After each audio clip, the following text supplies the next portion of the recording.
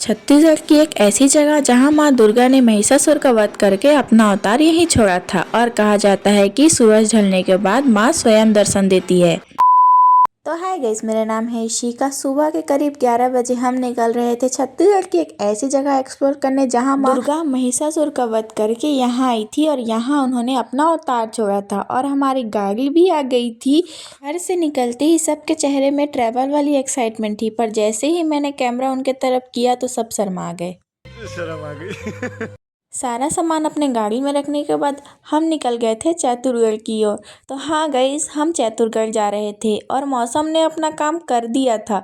मौसम बहुत अच्छा था और हम बिलासपुर से चैतुरगढ़ जा रहे थे। तो बिलासपुर से चैतुरगढ़ की दूरी लगभग 76 किलोमीटर थी। तो मौज मस्ती और एक दूसरे की बेइज्जती करने के बाद हम कब चैतुरगढ़ पहुँच गए पता ही नहीं चला। चैतुरगढ़ पहुँचने के थोड़े पहले हम थोड़ा सा रुक जाते हैं क्योंकि बहुत टाइम से सफ़र करके हम सब थक गए थे। तो 76 किलोमीटर ट्रेवल करने के बाद चेहरे का तो बुरा हाल होना ही था। तो यहाँ पर तो मेकअप चल रहा था। तो फिर क्या, बिना विलम्ब के हम निकल जाते हैं अपनी मंजिल की ओर, क्योंकि हम निकले 11 बजे थे और पहुँचने में लगभग 1 बज गए थे। और ये क्या, यहाँ पे टिकट सिस्टम कब से होने लगा भाई? तो क्या 50 रुपए का टिकट लेने के बाद हम फाइनली पहुंच जाते हैं चैतुरगढ़। और करीब हमें यहाँ पहुंचने में 1:30 बज गए थे। तो हमारे गाड़ी वाले भैया ने बोला कि खाना बना लो, खाना खा के फिर मंदिर चले जाना। तो हम फिर क्या, खाना बनाने के लिए सामान लेके अपनी जगह पे निकल पड़े।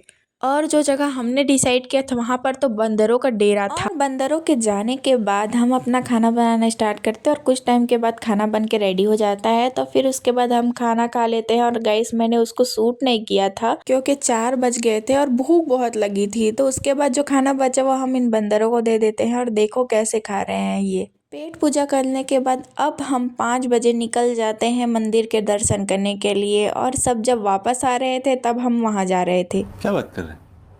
और हम शाम के टाइम मंदिर चल रहे थे तो सब हमें ऐसे घूर रहे थे जैसे मानो हमने कुछ अपराध किया हो। खैर, यहाँ की एक ऐसी मान्यता है कि कहा जाता है कि शाम के टाइम में अगर आप चैतुरगढ़ की दर्शन करते हो तो माँ स्वयं दर्शन देती है। तो हम इस चीज के लिए एक्साइटेड थे कि हम रात को माँ महिषासुर मर्दिनी मंदिर की दर्शन करने वाले हैं। और यहाँ पे एक शंकर गुफा भी है जहाँ कहा जाता है कि शंकर भगवान यहाँ के गुफा में तपस्या किए थे।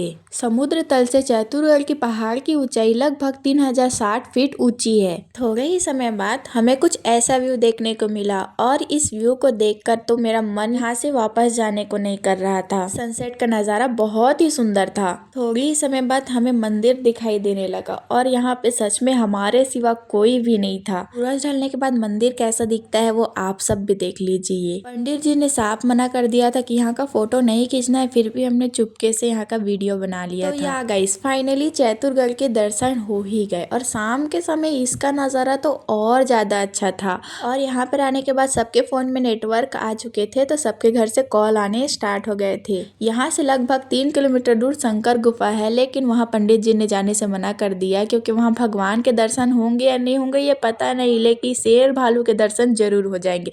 तो हम यहीं से प्रणाम करके वापस चले जाते हैं। और इतनी रात होने के बाद भी यहाँ पर फोटोशूट बन नहीं हो रहा था। अगर शेर भालू आए तो वो भी देखकर बोलेंगे पहले ये कर लो। तो ऐसा रहा हमारा चैतुरगढ़ का ट्रिप। और यहाँ हम थोड़ी बहुत शॉपिंग कर लेते हैं। तो शायद ही कोई रात को चैतुरगढ़ आया होगा मेरे ख्याल से। तो क्या लगता है आपको गाइस, रात को चैतुरगढ़ का नज़ारा कैसा लगा आपको? उसके बाद हम चलते हैं घर की ओर। Okay bye, thanks for watching. Like subscribe भी कर देना भाई। Okay bye.